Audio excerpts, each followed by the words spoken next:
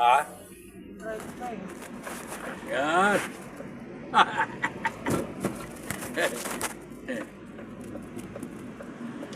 Yan mga guys.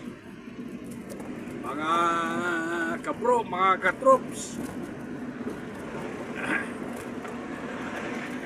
Magbigay lang ako ng reaction doon sa hearing ng Senado.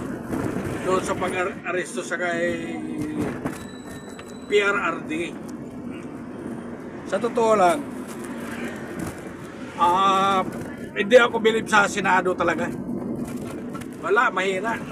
Mas malakas yung mas malakas yung mga congressman.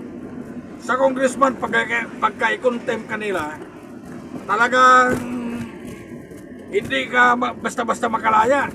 Kaya ka lang ni Joffrey Celis.